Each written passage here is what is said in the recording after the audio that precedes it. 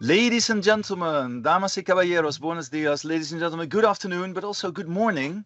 I warmly welcome you to our very first edition of LeadShift, our new series of global leadership talks where we explore what it means to lead in a connected, but at times also contradictory world.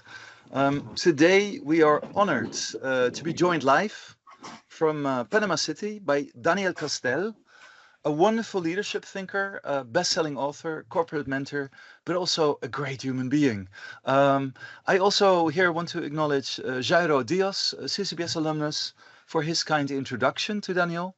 I read two of his books last week, and I really enjoyed it.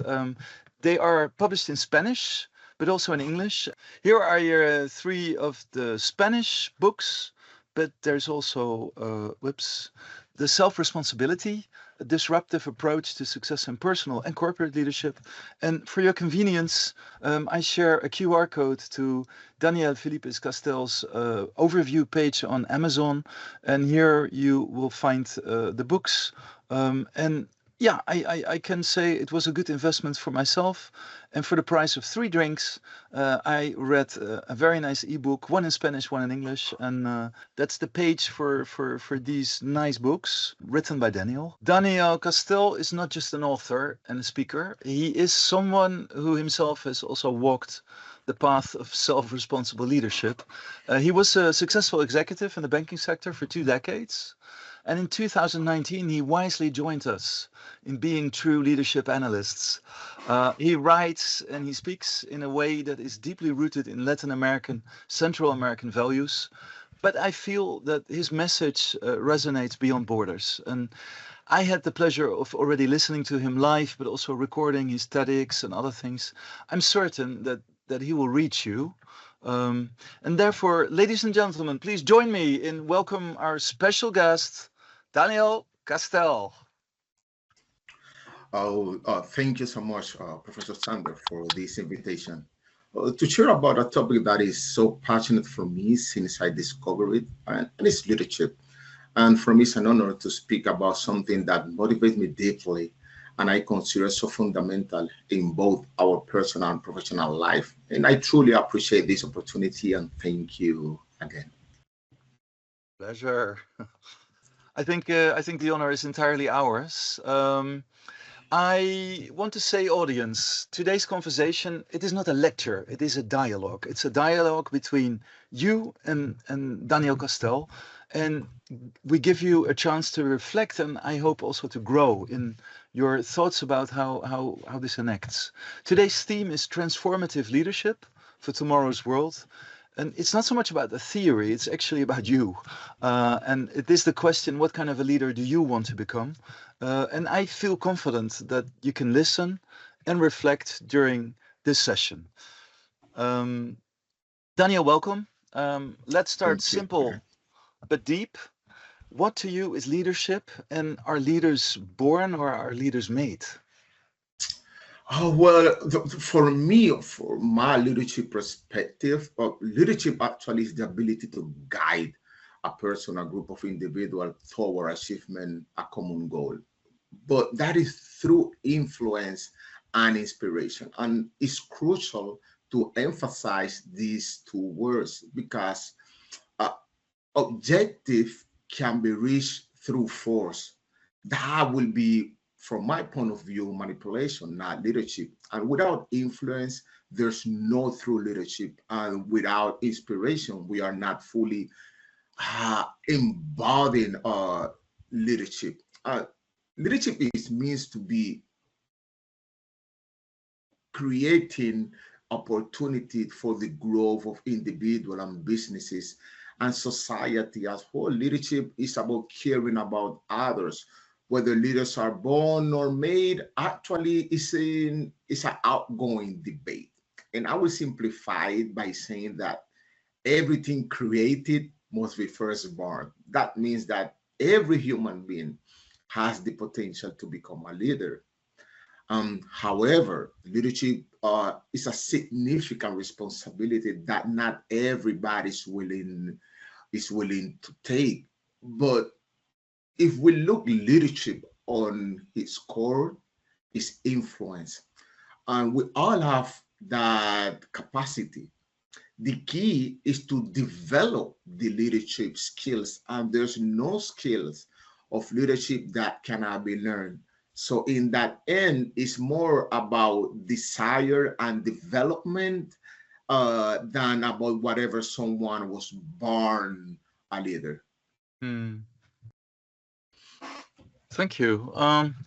In your book Trasciende, Daniel writes, "El liderazgo es abrir puertas para los demás." So leadership is about opening doors for others.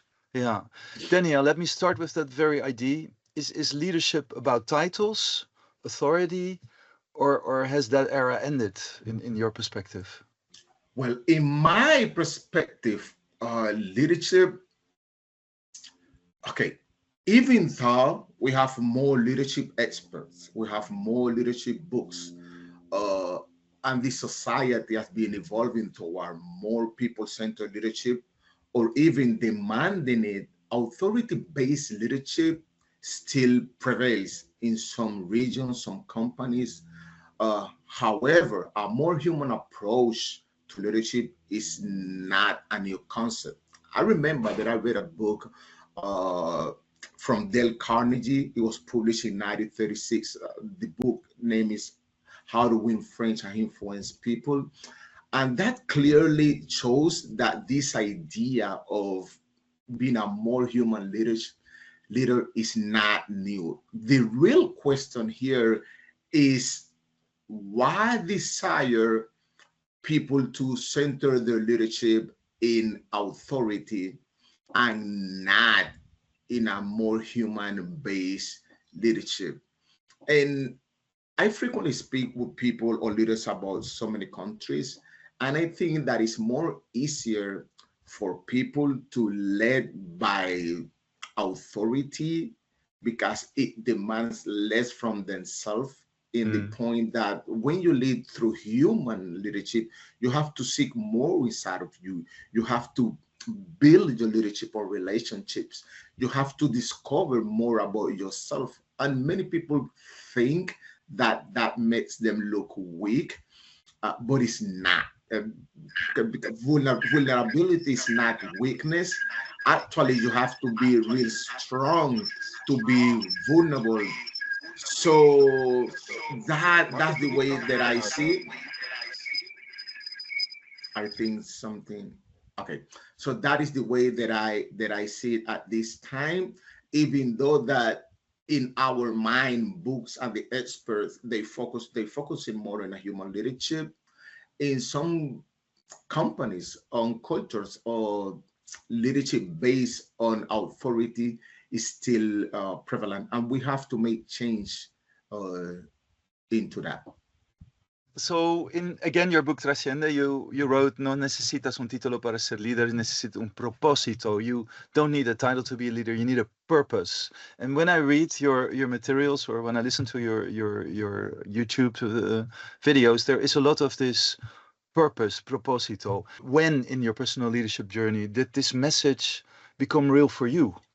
I spent a few years on leadership positions without fully understanding what it means to lead.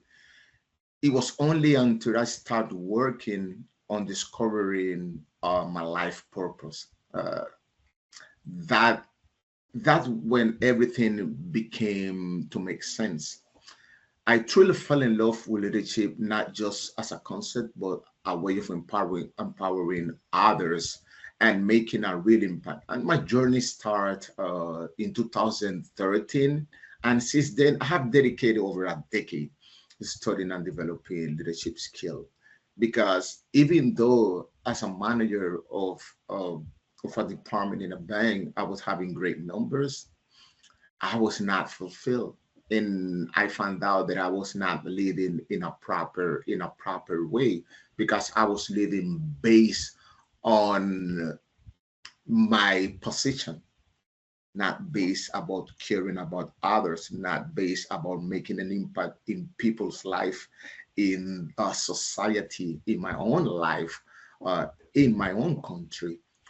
So that changed when I started discovering more about the purpose of life. That is one of the most profound realization. And I had to learn, you got, as a leaders, you think you have many followers because you have amount of people that they're under you, let us say in that way, but that does not mean that you are leading in a very good way, because you're just leading based on your position.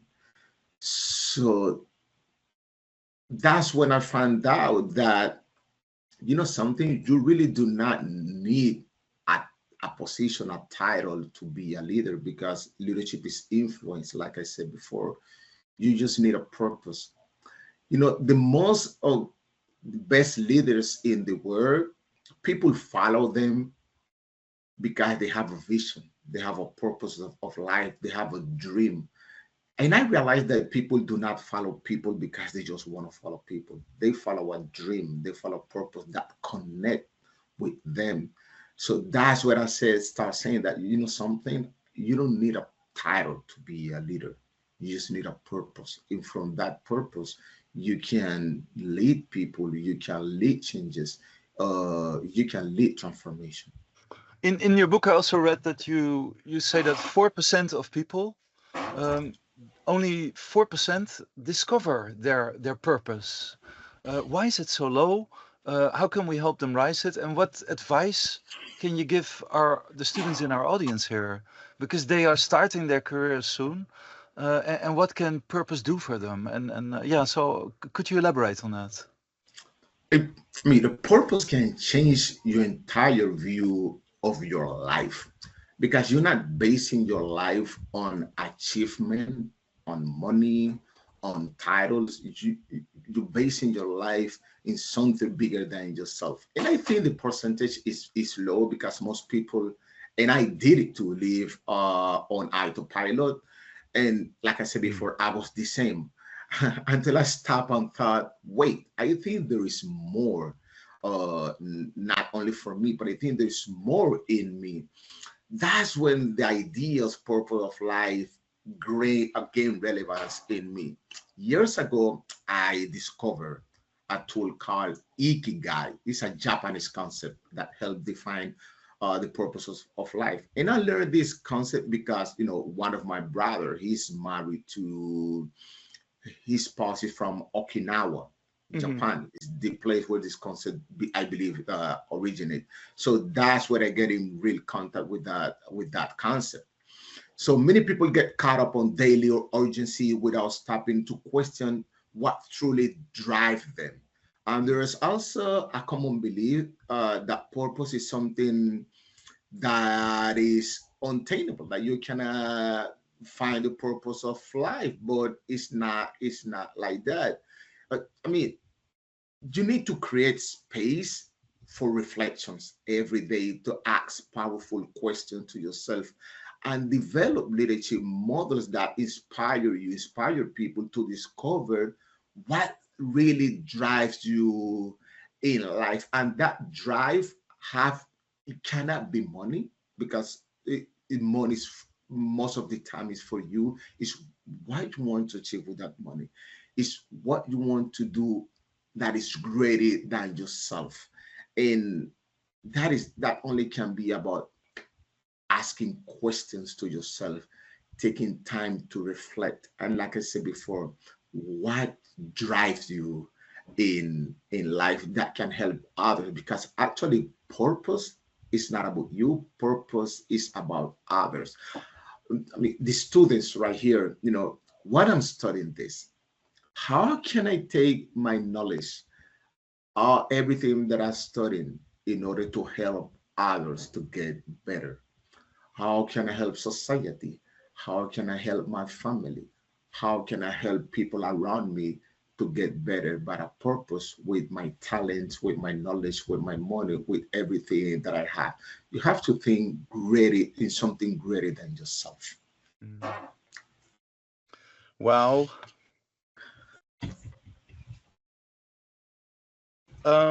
Something a little bit different. You know, Daniel, we conduct a worldwide research on leadership styles.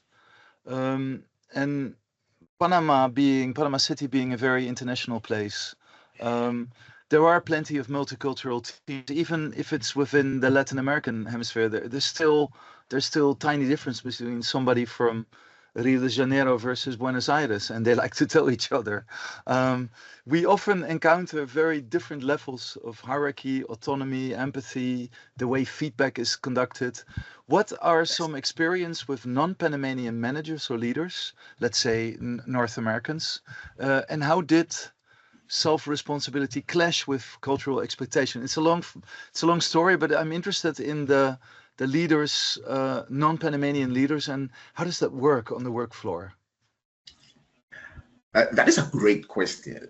I mean, like every country has its own unique culture, and individuals carry their own perspective. So each case is different. I have met so many leaders who are more human-centered, while others are more focused on authority, and this depends of the country and the culture. The idea is to describe the communication style, and based on that, I establish relationship by speaking in a way that resonates with them and reaches their heart.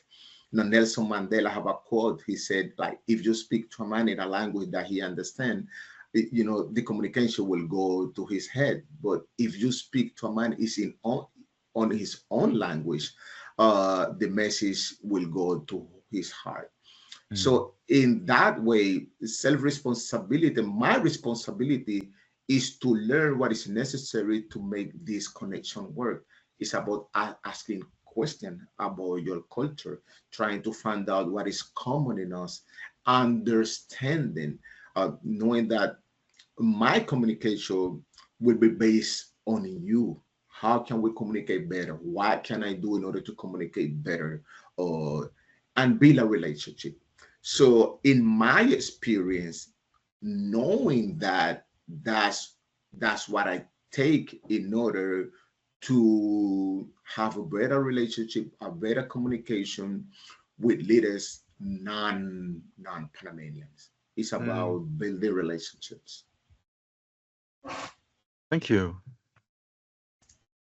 I have 3 more short questions, and then I hope that other people can also join in. My next question is about blame culture, and I've heard you talk about it. I've read it, and for me it was really interesting. It's so true in a way. Could you please elaborate a bit on this concept of the blame cycle? A blame cycle. Well, it's interesting. We all have done it, and it's for cultures or individual taking responsibility make me seen as a weakness, or even threat your job security. However, I mean, breaking the blame cycle is it's not about to be reckless, like, you know, not caring about situation. It's about shifting the focus from who is at fault to how can we solve this together. And of course, I'm not saying that external factors or situation cannot impact or even step us from taking risk for gaining something. But I feel like taking responsibilities is a real challenge. And that is the core idea, to still focus on the solution, not in the problem, and not blaming the environment or the traffic or stuff like that. It's just, what can we learn? What can I learn from that situation? And leaders can foster this mindset by creating environments where mistakes are not punished, but view as an opportunity for growth. Now, this does not mean ignoring the need for accountability when serious error or mistakes occur. Some mistakes, especially those involve safety or major process violation, can significantly have consequences, but probably included job loss. However, I'm referring to the regular and everyday mistakes that are part of our work or our personal life, not blaming others, but seeking into ourselves and asking ourselves, how can I be better? Reflecting every day and every night, asking questions, not blaming environment. Like, I have this example of a person that used to work with me, and his shift work was from 7, I think it was from 7 to 4 o'clock at afternoon, 7 in the morning. So every day he was getting into the job, into the workspace, 7:15, 7:30. So I was like, let us stop. He told me, like, like where I live is very far. So can you change me the time for me to get into the office? So we changed it into 8 o'clock in the morning. It was 8 to 5. So what started happening, he started reaching to the office 8:15, 8:20. I was like, okay, we have another conversation. And he was like, no, I can't make it. And we changed it.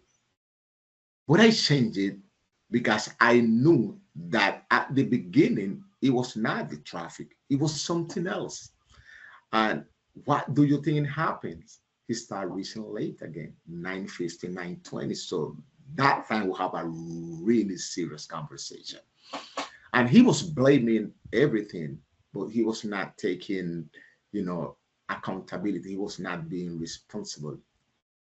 So we have a very serious conversation, and everything changes from that conversation.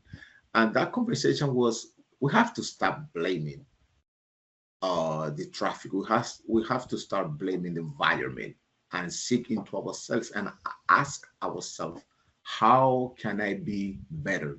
What change do I have to do in my life in order to achieve whatever I say that I want to achieve? And it's showing self-responsibility. And like I said before, it's not about blame, it's about learning, progress, and continue improvement. Mm. Yeah, thank you. Yeah. Can I ask something? Um, They say, yeah. Hello, Hello. hello. Thank you. Hi, my name is Aynur. I know. Well, I No I question. was thinking about that blame culture, but they say that, well, I don't want to, yeah, be, very in man-woman discussion, but they say men do more blame external reasons and women blame themselves. And do you see this is maybe why one of the reasons that there are few female leaders? Well, in Panama, in our culture, it's a lot of blaming on different situations. It's a cultural thing. I have to be honest with that. We blame a lot of the situations on everything. It's the government, it's the weather. I was late because of the traffic, but I knew ahead there was going to be traffic. So what, I'm late. I'm not saying that that cannot happen. It could happen, but what a, what I'm doing in order to prevent that. And let us take that into a leadership role. I have seen and I have done it when something like didn't work the proper way. I started to blaming my team, where it was their fault. They didn't analyze the case in a very good way. Daddy started blaming on them. But if it was my team and they were not performing in a proper way, and I'm the leader, at the end, it's my responsibility for them to perform in a high way. So I shift from, something, I'm not going to blame them. I'm going to take responsibility and ask myself, how can I be better? How can I improve myself? And I think that is the main focus. blaming even outside or inside just keep us on the same path, on the same way, not achieving what we want to do. It could be a woman or it could be a man, in a personal or in a corporate leadership. The question is, why can I do better? Just reflect. What have done wrong today? How can I be better? What are the things that I did really good? And this is just for reflections, just reflecting every day, and gain 1% of getting better every day. That is the way that you can start the blaming culture. Like I say, it could be a man or it can be a woman. We both do the same thing, outside or inside. We are blaming something, not taking our responsibility. When we take responsibility, asking questions to ourselves, reflecting on how can be better, I think everything is going to start changing. Thank you both. I want to maybe go to the future of leadership. What does it look like? And Daniel, if you could redesign leadership courses in university, what we do, what's the one thing you would do differently, please? Okay, I'm going to start with the future of leadership. In my view, we require a deeper understanding of human connection and adaptability. Leadership is not a one-size-fits-all, and we need to recognize that. People have different styles. Some maybe be more active and dynamic, while others are more reflective and introspective. Both approaches to leadership are valid, and neither is like better than the other. That's the way that I view it. And when it comes to redesign how leadership is taught on university, I will emphasize the importance of character and integrity. Because leadership is fundamental, grounded in character, and this is sustained by the integrity. So when we teach, we can teach all the technically of leadership, but without character is meaningless. I think corporate families, social decision will be based on convenience rather than if it's truly right. We have to take, we have to base our acts in what is right. And like in Latin America and Caribbean, that's a deep problem. As I like to say, education without integrity is a threat to society. So I think one of the main changes that I will do is teach more about character and integrity into leadership, and not wait only until you get to university. I will even do that on a basic level.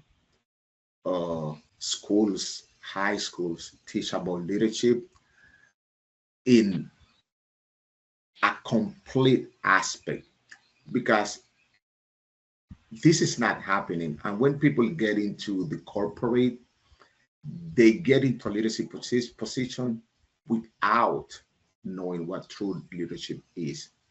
Many people go to college, and in college, some colleges, many colleges here in Panama too, they don't teach about leadership in a perspective that circles everything that is really what is really leadership.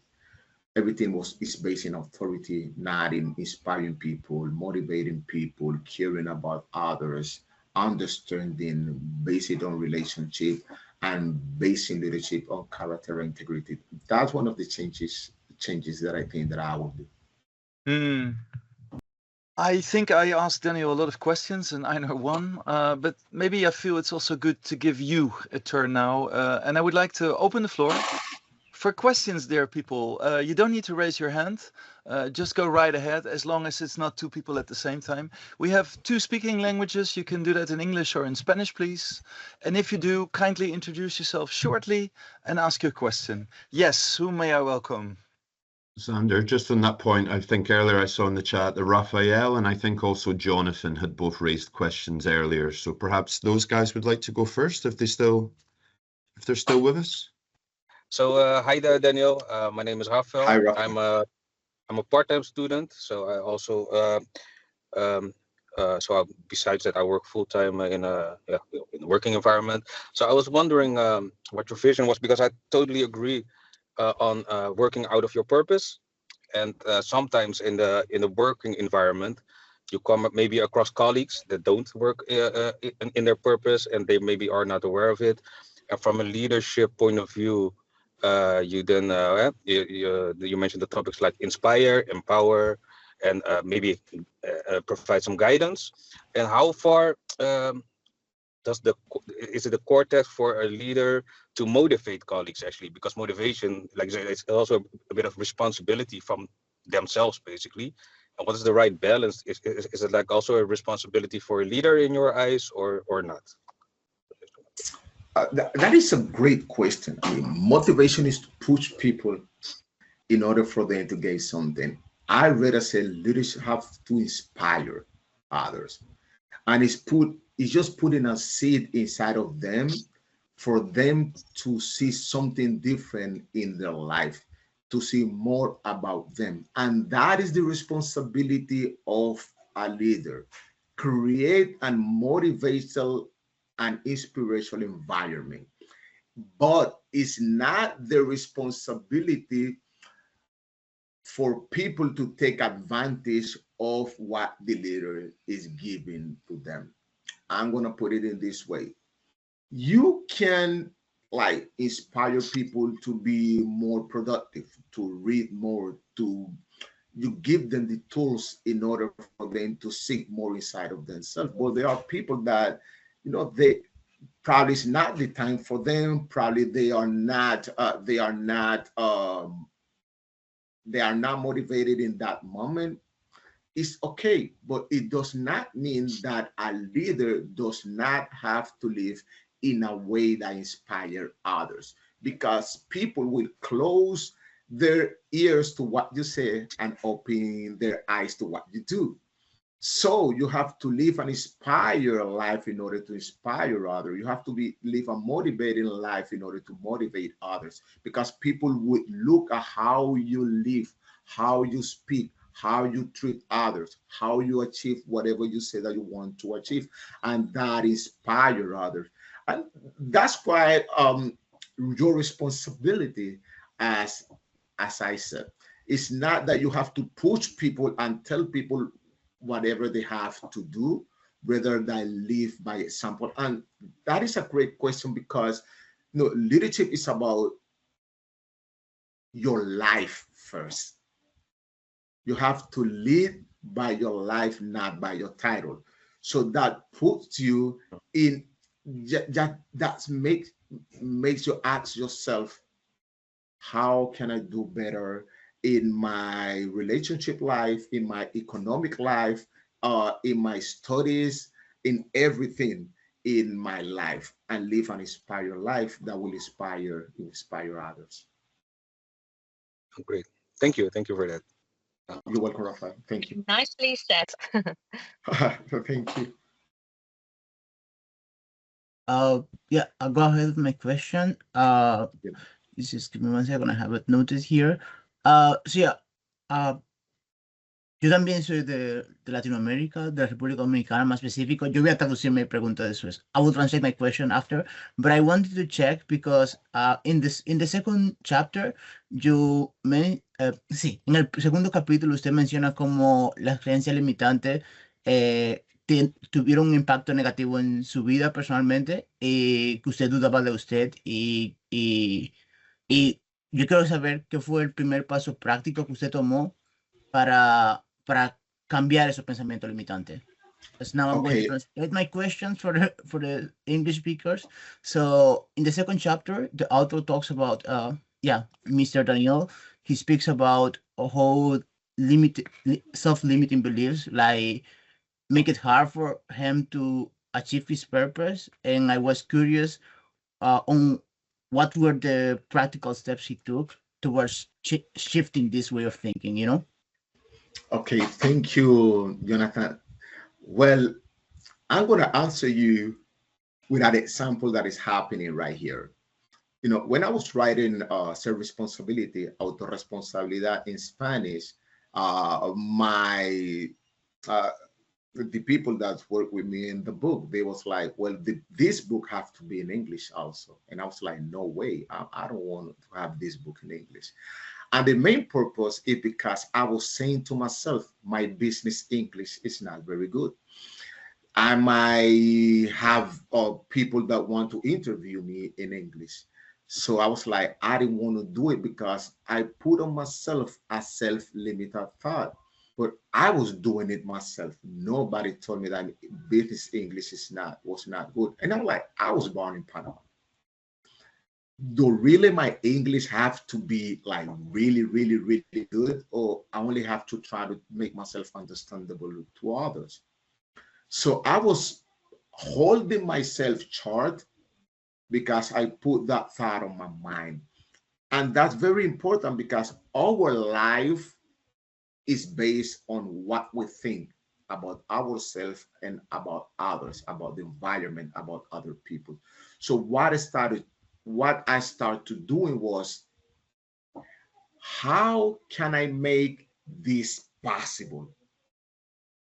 And then from that question, started writing answers. And those answers helped me shift from those negative thought that I have into a more positive thought. I was making a mistake at the beginning. I was saying like, this is what I don't want to do. And I changed it to what I need to do. So in that order, I just start basing all my answer in what I need to do. For example, again, this interview, what I need to do in order to probably practice more my English, or call my friends that speak a very good English, and I told them, I just need a favor for you all. Every conversation that we have from now on has to be in English. If I made a mistake, just let me know. I will correct myself. Taking responsibility and not blaming on, well, I was born in a country that is Spanish speaker mostly. So, okay, there's a lot of tools that you can do in order to improve your English. And this is one of the paths that I took. Move from my comfort zone. So just changing the question that you're asking yourself. And you say like, this is not possible. Well, everything is possible. The question is, how can I achieve it? How can I make it possible? Then a lot of answer will come.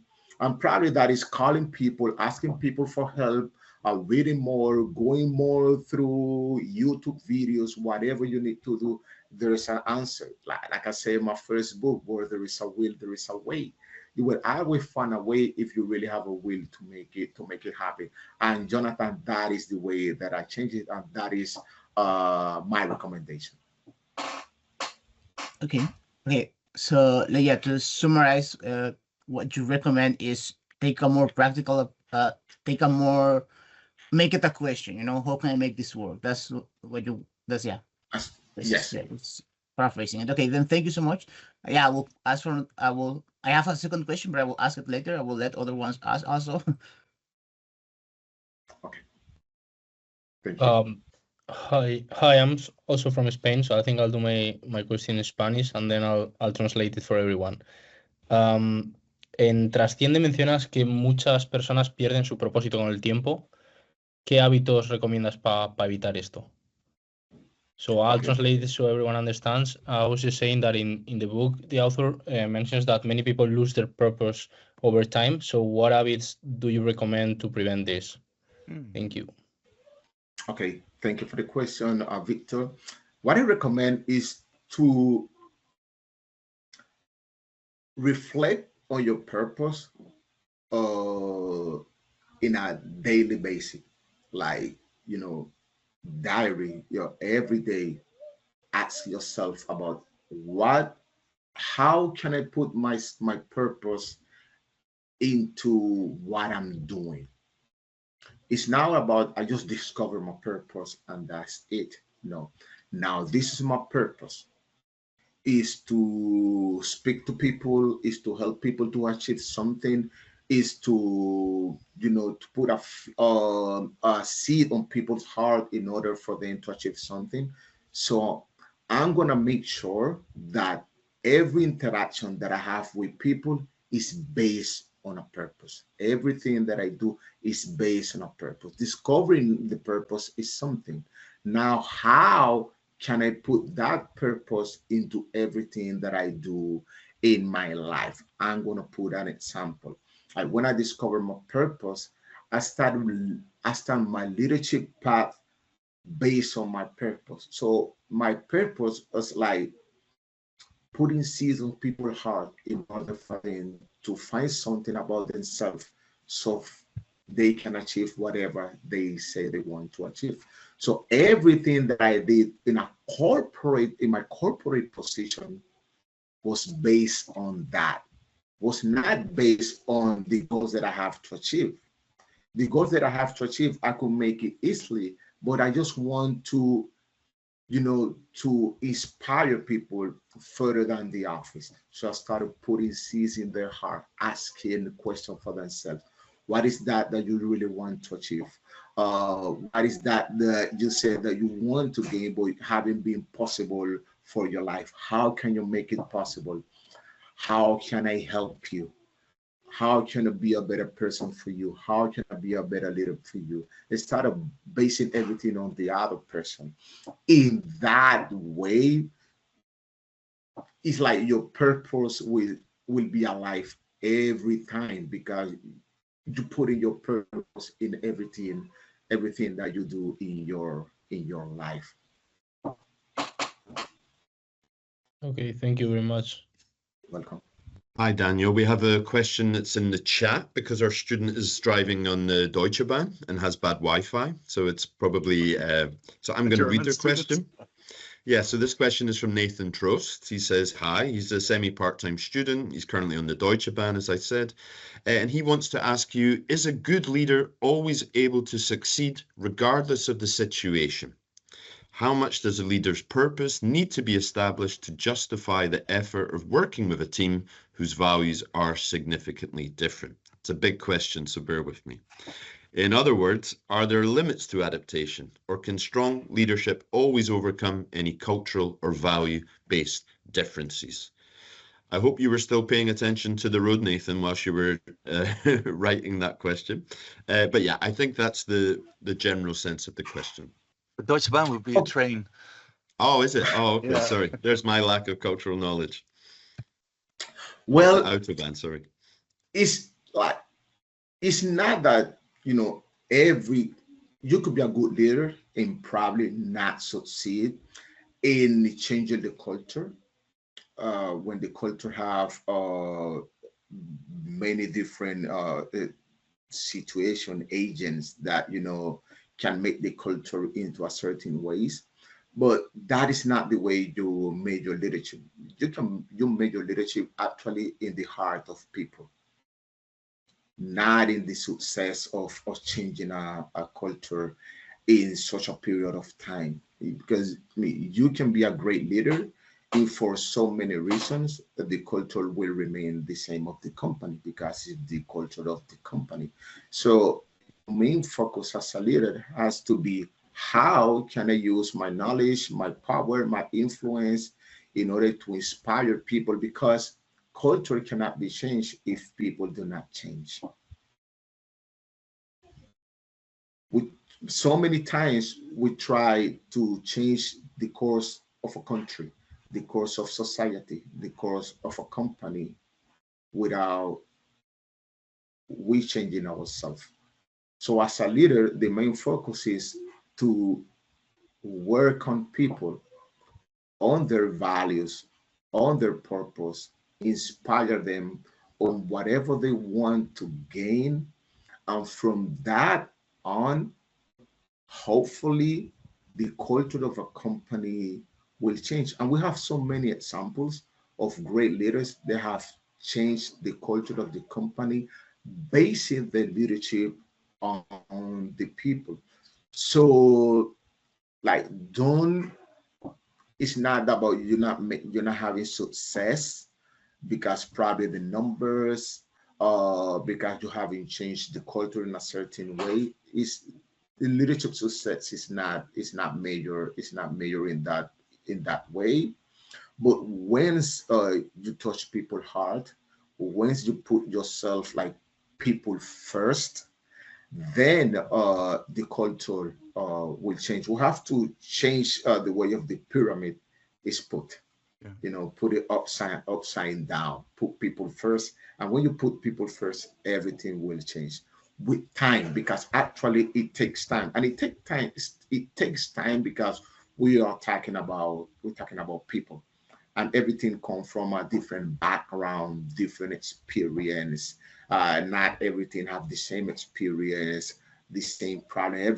Everybody's facing a struggle inside, and it's make an environment so trustworthy that people can be open, vulnerable, and from that point, everything can be changed with time.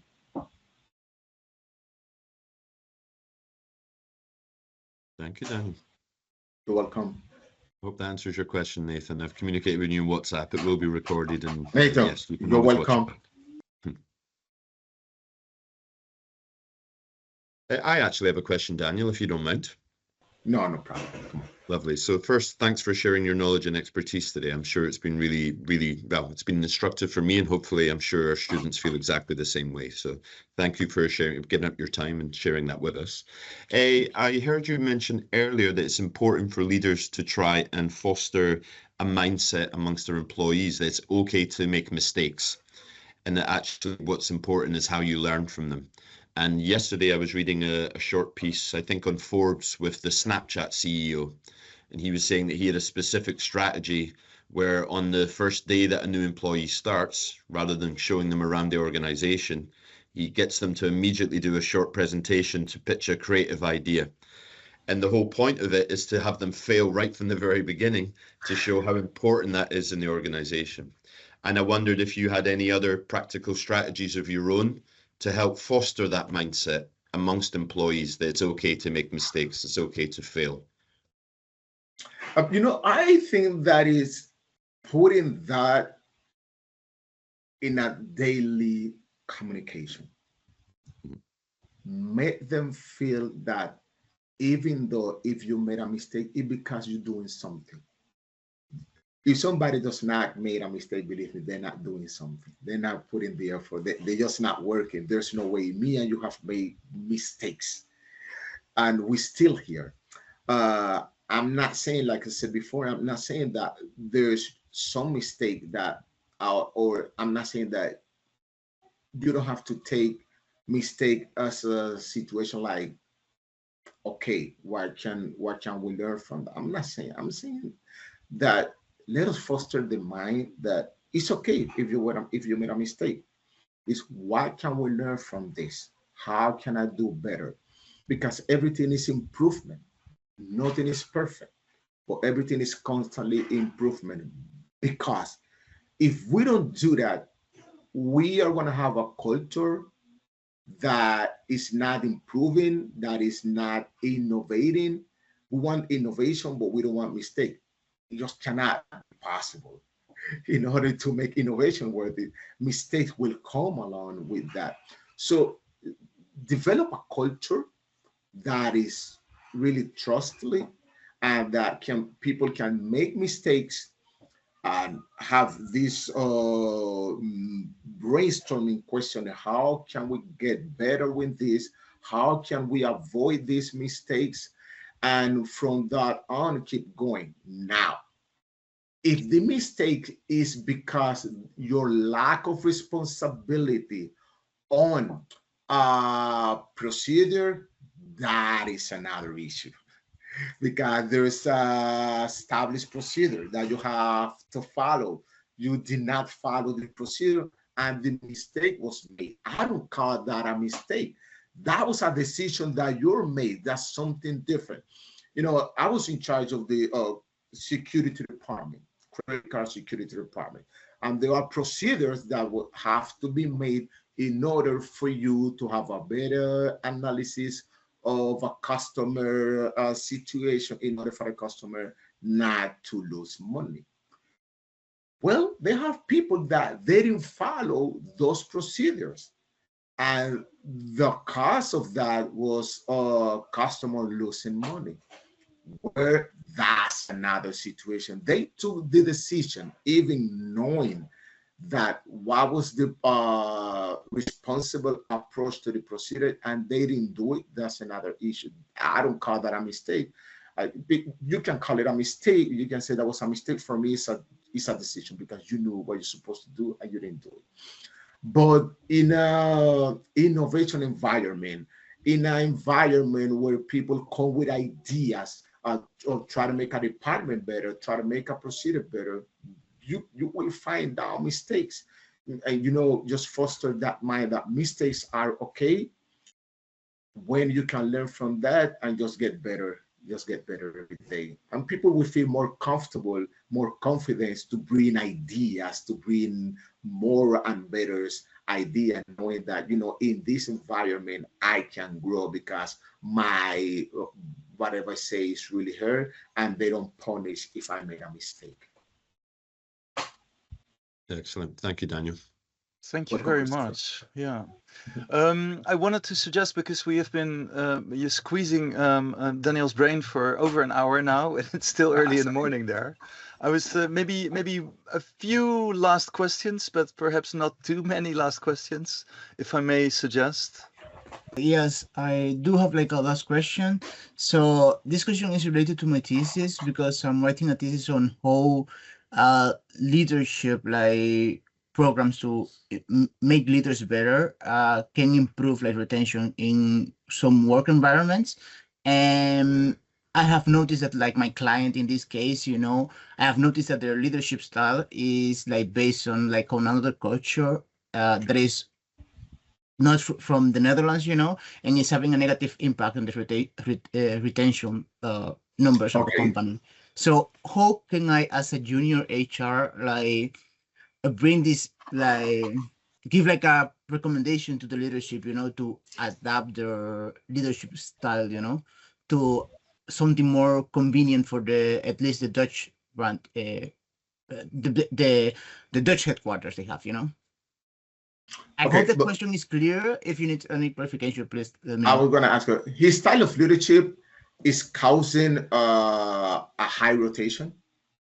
No, or rotation numbers are like people is leaving the company very often. People is leaving the company. Yeah. Because probably his style of leadership is based on authority, not empathy or inspiration. Yeah. And also, like, the communication is not like, it's not that direct. It's like a lot of hierarchy, So I know the Dutch culture has like a struggle with that type of leadership. And yeah, I want to bring it up, but like I don't know how to do it. I'm also like starting, so I know how to do this, how to navigate, the situation. Okay.